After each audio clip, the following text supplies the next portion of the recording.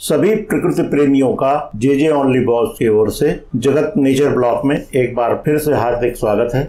देहरादून से दसौली तक के बेमकसद घुमक्कड़ी के इस क्रम में जो पिछला 8वां ब्लॉग हमारा आया था वो कोटगाड़ी देवी यानी कि कोकिला देवी के दरबार में पूरा हुआ था। लेकिन कोकिला देवी की महिमा और कोकिला देवी के महात्म्य के लिए तो अभी बहुत बातें हैं। इस नए ब्लॉक में कोकिला देवी की कुछ बातों को आगे बढ़ाते हुए फिर हम लोग दसौली और डोंडू की ओर बढ़ेंगे।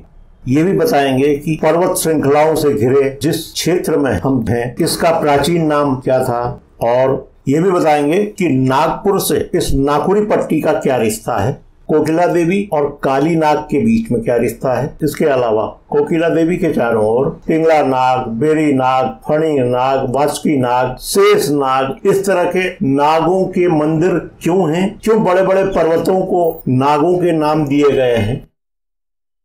आज का ब्लॉग शुरू हो उससे पहले एक छोटा सा बैकग्राउंडर दे दें। 3 लोक से मथुरा न्यारी, शिव के त्रिशूल में काशी अविनाशी, इस तरह के मुहावरे और लोक कहावतें प्रचलित हैं। सत्य घटनाओं पर आधारित जो बातें हैं उन्हीं को लेकर के मुहावरे और लोक कहावतें बनती हैं। हमारे शास्त्रों में कहा गया है त्रिभुवन तो है ही है, यानी कि 3 लोक तो है ही हैं, लेकिन और गहराई में जाएं तो हमें ये 14 लोक दिखते हैं। विष्णु पुराण कहता है पृथ्वी के ऊपर 6 लोक हैं और पृथ्वी के नीचे 7 लोक हैं। अगर तेजी में इस पर एक नजर डालें तो सबसे ऊपर सत्यलोक है, यही ब्रह्मलोक है और कहा जाता है कि कर्म शक्ति का प्रतीक है। दूसरा तपलोक, इस तपलोक में सनत कुमार रहते हैं और चारों विष्णु के अवतार हैं, ज्ञान शक्ति का प्रतीक है ये लोक। इसके बाद जनक लोक यानी जनलोक, विराज नामक देवगणों का वास है। महरलोक ऋषि मुनियों का वास है। स्वर्गलोक देवता गंधर्व अप्सराएं यहाँ वास करती हैं, इंद्र यहाँ के राजा हैं, दिव्य शक्तियों का प्रतीक। राजधानी अमरावती है। ऐरावत पर्वत, कामधेनु, उच्च श्रवा, अश्व यहीं वास करते हैं। 6ठे नंबर पर है भुवर लोक, देवताओं के निकटस्थ देवियां ऋषि मुनि यहाँ वास करते हैं। यहाँ के अधिवासियों को देवता की पदोन्नति भी मिल सकती है। और इसके 8 उपलोक हैं। नंबर 1 ध्रुव लोक, नंबर 2 सप्तऋषिवास, नंबर 3 नक्षत्र लोक, नंबर 4 सौर मंडल, नंबर 5 सूर्य लोक, नंबर 6 चंद्र लोक, नंबर 7 राहु केतु लोक, नंबर 8 अंतरिक्ष लोक। अंतरिक्ष लोक में हवा बादल होते हैं। और आज के समय में अगर हम बात करें तो हम जिसको एटमॉस्फेरिक बायोस्फीयर कहते हैं, यानी कि पृथ्वी से 70-80 किलोमीटर ऊपर का जो क्षेत्र है ये बायोस्फीयर वाला है। ये यूवी रेज और जो घातक किरणें हैं उनको रोकता है। 7वें नंबर का जो लोक है वो भूलोक है, हम जिसमें रह रहे हैं। इसके बाद नंबर आता है पृथ्वी से नीचे वाले लोकों का, 8वां है अतल लोक। कहते हैं कि अतल लोक में बालासुर नाम का राजा रहता है, ये मायावी शक्ति का प्रतीक है। 9वें नंबर में वितल लोक है, इसे हटकेश्वर भी कहा जाता है। भगवान आशुतोष शिव शंकर के एक स्वरूप यहाँ पर अपने गणों और पार्षदों के साथ रहते हैं। 10वां है सुतल लोक, यहाँ भगवान श्रीहरि के परम भक्त प्रहलाद के पोते राजा बलि निवास करते हैं। भगवान विश्वकर्मा ने इसे बनाया था। 11वां है तल ताल या तलाताल, आसुरी माया का वास है, माया जाल नामक जादू का ज्ञाता है। नंबर 12 महाताल या महातल लोक, कश्यप ऋषि और कद्रु के जो संतानें नागों के रूप में हैं, इनमें से अनेक सिर वाले जो नाग हैं जैसे तक्षक है, कालिया है, यहाँ पर वास करते हैं। 13वें नंबर में है रसताल यानी कि रसाताल लोक, दानवी शक्तियों का प्रतीक है, यहाँ रहने वाले असुर देवताओं के परम दुश्मन है। नंबर 14 पर है पाताल लोक। पाताल लोक की राजधानी भोगवती मानी जाती है। राजा यहाँ के वासुकी नाग हैं और सैन्य कुलिक, महासेनिया, सोहित, धनंजय, धृतराज, संगपुर, कंपल, देवदत्त जैसे बड़े फनों वाले और अत्यधिक क्रोध वाले नाग यहाँ वास करते हैं। सूर्य देव का आगमन यहाँ नहीं होता है, मगर नागों की मणियों से प्रकाशमान होने के कारण पाताल लोक अत्यंत सुंदर दिखाई देता है। कहा जाता है कि एक बार नारद ऋषि पाताल लोक गए, लौट के आगे उन्होंने बताया कि स्वर्ग लोक से भी खूबसूरत है पाताल लोक। पाताल के नीचे 2 और जो लोक हैं और ये अस्थायी तौर पर है। नंबर 1 पितृलोक, नश्वर शरीर त्यागने के बाद पूजनीय आत्मा यहाँ वास करती है। नंबर 2 नर्क लोक, सूर्यपुत्र यमराज यहाँ के राजा हैं। चित्रगुप्त की बही खाते पर यमराज अपना फैसला देते हैं। जिनके कार्य स्वर्ग या अन्य जगह जाने के लिए नहीं होते हैं, उन आत्माओं को यमदेव नरक में ही रोक लेते हैं, ये कहा जाता है। ये जो देख रहे हैं सामने काली नाग का पर्वत है। अब इधर देखिए, ये जो है पिंगला नाग पर्वत है। पिंगला नाग चौकोड़ी के सामने लगभग थल या उडियारी बैंड के ऊपर की जो पहाड़ी है, ये पिंगला नाग है। और इससे थोड़ा सा और बाएं घूमेंगे तो बेड़ी नाग आएगा। ये आप पिंगला नाग का चित्र और स्पष्ट रूप से देखें। इस क्षेत्र में हर पहाड़ी में लगभग नाग देवताओं के मंदिर हैं। ये बहुत खूबसूरत इलाका है। इसे अगर हम नागलोक भी कहें तो कोई बुराई नहीं है, क्योंकि नागपुर और नागलोक एक ही बात है। और यही नागपुरी पट्टी है, नागपुरी पट्टी के दक्षिण का इलाका है, खूबसूरत इलाका है। अब हम इतिहास की बात करें। अभी तक तो हम आस्था और पुराणों पर आधारित बातें बता रहे थे, लेकिन हम इतिहास की बात करें तो हिमालयन गजेटियर के दूसरे भाग में A.T. एटकिंसन ने लिखा है, नागों से संबंधित पौराणिक कथाओं का उल्लेख यहाँ मिलता है। सतयुग में ब्रह्मा जी ने मिलम और राई पर्वत के मध्य का प्रदेश, जिसे जीवर या जुहार कहते हैं, और दारू के मध्य प्रदेश, जिसे नागपुरी या नागपुर कहा जाता है, यह दानपुर परगने का एक पट्टी है। राजस्व उपखंड नागों को प्रदान किया गया है। नागों के प्रमुख थे मल, जिसे हम लोग मूल भी कहते हैं, यानी कि मूल विष्णु भक्त थे, मूल नारायण के रूप में माने गए। पिंडारी ग्लेशियर जाते समय रास्ते में सुरिंग के ऊपर की पहाड़ी धार का नाम मूलेन है। यह मूल नारायण का निवास स्थान है।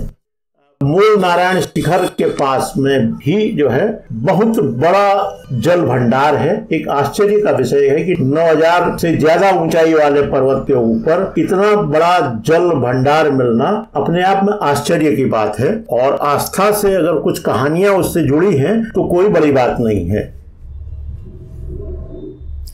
इसी तरह पट्टी बड़ाऊ गंगोली परगना में सरयू और पूर्वी रामगंगा के बीच पाताल भुवनेश्वर में नाग सभ्यता के दर्शन होते हैं। यहाँ कलिया नाग, वेरी नाग, पिंगल नाग, देवल नाग, फणी नाग, खरहरी नाग, अठागुली नाग के स्थान रहे हैं।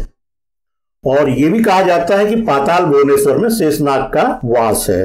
अगर हम इन सब चीजों को जोड़ें तो शेषनाग भी यहाँ मिलते हैं, वासुकी नाग भी यहाँ मिलते हैं, फेड़ी नाग भी यहाँ मिलते हैं, पिंगल नाग भी यहाँ मिलते हैं, बेड़ी नाग तो मिल ही रहे हैं।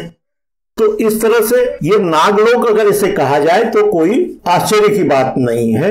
ये आप जो देख रहे हैं ये वासुकी नाग का पर्वत है सामने की ओर। जब इतिहास की बात चल रही है तो भारत में नागवंश के इतिहास पर भी एक नजर डाल लें। कुषाणों के पतन के बाद मध्य भारत और उत्तर भारत में शक्तिशाली नागवंशों का उदय हुआ। गंगा घाटी में कुषाण सत्ता के विनाश का श्रेय नागवंश को ही दिया जाता है। कुछ इतिहासकारों का मानना है कि गुप्त वंश ने कुषाणों का पतन किया, लेकिन अगर छोटे छोटे हिस्सों में बटे हुए नागवंश मदद नहीं करते तो कुषाणों का इतनी जल्दी पतन संभव नहीं था। गुप्तों के उदय के पूर्व पद्मावती तथा मथुरा में नागवंश काफी शक्तिशाली था। इनमें भी पद्मावती का नागकुल बहुत महत्वपूर्ण था। पद्मावती की पहचान मध्य प्रदेश के ग्वालियर के समीप आधुनिक पद्म पवैया नामक स्थान से की जाती है। पद्मावती के नागलोक भार शिव कहलाते थे। ये लोग अपने कंधे में शिवलिंग को ले जाया करते थे और उसकी पूजा करते थे, इसीलिए भार शिव ये कहलाए। समुद्रगुप्त के समय पद्मावती के भारशिव नागवंश का शासक नागसेन था। मथुरा में गणपति नाग का शासन था। प्रयाग प्रशस्ति में इसका उल्लेख मिलता है। 3री शताब्दी के अंत में पद्मावती तथा मथुरा के नाग धौलपुर, आगरा, ग्वालियर, कानपुर, झांसी, बांदा के भूभागों तक फैल गए। उत्तराखंड में भी जो नागवंश देखने को मिलता है ये कत्यूरियों से पहले था। कत्यूरियों का शासन 7वीं शताब्दी या उससे पहले का माना जाता है। तो यही समकालीन है। 3री-4वीं शताब्दी में उत्तराखंड में भी नागवंश आ चुका था। कश्मीर के अनंतनाग और मथुरा, नागपुर, उधर पूर्वोत्तर भारत के नागालैंड आदि में जो ऐतिहासिक साक्ष्य मिले हैं उनके मुताबिक नाग परिवार या नाग राजवंशों की हायरार्की इस तरह से थी। अनंतनाग, जिसे हम शेषनाग भी कहते हैं, दूसरे नंबर में है वासुकी नाग, तीसरे में तक्षक नाग, चौथे में करकोटक नाग, पांचवें में पद्मनाग, छठे में महापद्मनाग, सातवें में शंखनाग, आठवें में कुलिक नाग। इतिहास में ये भी जानकारी मिलती है कि नागों के 5 कुल प्रमुख हुआ करते थे। अनंतनाग, बासुकी नाग, तक्षक नाग, करकोटक नाग और पिंगलाग नाग। करकोटक नाग का अभी तक हम लोगों ने जिक्र नहीं किया है। भीमताल के आसपास की पहाड़ियों में करकोटक नाग का वास बताया जाता है। ये उत्तराखंड से संबंधित नागों के क्षेत्र को लेकर के हम चर्चा कर रहे हैं।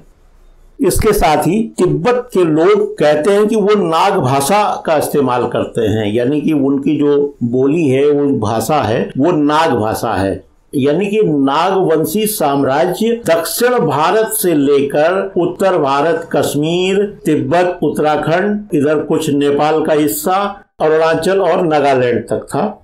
यूं कहें कि अखंड भारत का जो नक्शा है उसमें कोई स्थान ऐसा नहीं बचा था जहां नागवंशी शासन नहीं रहा है।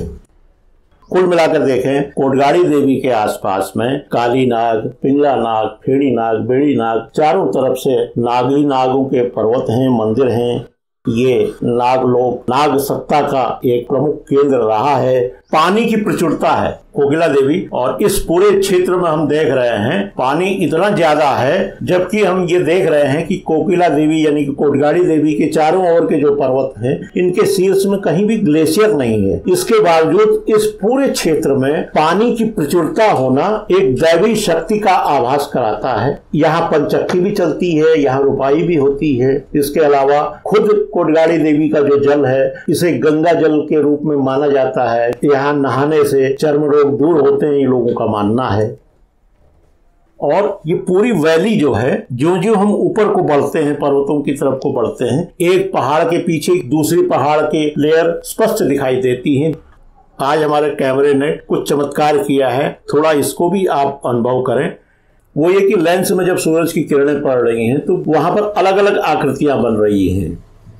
ये लेंस की ही देन है, इसमें कहीं हमारा कोई योगदान नहीं है। आज ये भी देखा है कि हम ऑफ रोड बहुत चले हैं। जो सड़क है, जो ट्रैक बना हुआ है, रोड जो मोटर मार्ग बना हुआ है, उसमें डामर कभी पड़ा होगा, लेकिन उस डामर को बरसात ने, जाड़े ने, गर्मी ने और ऊपर से आने वाले नालों ने उसका शक्ति परीक्षण कर लिया है। कुछ जगह तो अपने अवशेष बचाने में वो कामयाब रहे हैं, लेकिन अधिकतर जगह उनकी खाल उधड़ चुकी है। पूरी तरह से ऑफ रोडिंग है। बड़ी बड़ी गिट्टियां हमारे रास्ते में चल रही हैं, लेकिन क्या किया जाए, अगर किसी अच्छे काम में जाना है तो कष्ट सहना ही होगा। देखिए, सुंदर बुरांस के फूल खिले हुए हैं। बुरांस के फूल खिलने का मतलब 6000-7000 फीट की ऊंचाई में हम जरूर हैं। मैदानी क्षेत्र में बुरांस का सब्स्टिट्यूट पलाश कह सकते हैं। गर्मी के मौसम में पलाश भी इसी तरह का रक्तिम वर्ण का हो जाता है। इसके अलावा और ये देखिए, प्रकृति ने कितनी बेहतरीन चित्रकारी की है। एक गाना था, ये कौन चित्रकार है, ये कौन चित्रकार है। यस, प्रकृति, नेचर बहुत बड़ी चित्रकार है, बहुत बड़े आर्टिस्ट है। आप देख रहे हैं, जिन चीजों को हम हाथ से या फैक्ट्री से नहीं बना सकते हैं, जितनी सीधी लाइनें इन पत्थरों में दिख रही हैं, वो लाइनें नहीं पड़ सकती हैं। आपने ये वीडियो यहाँ तक देखा और मेरा ये प्रयास आपको पसंद आया होगा। अगर पसंद आया है और आपने ये चैनल सब्सक्राइब नहीं किया है, कृपया सब्सक्राइब कर लें। और मुझे कहने की जरूरत नहीं, आप जरूर शेयर करेंगे। इसमें कहानी भी है, इसमें तथ्य भी हैं, इसमें एंटरटेनमेंट के साथ साथ नॉलेज की भी बातें हैं। इन्हीं शब्दों के साथ आज का ब्लॉग समाप्त कर रहा हूँ। बहुत बहुत धन्यवाद।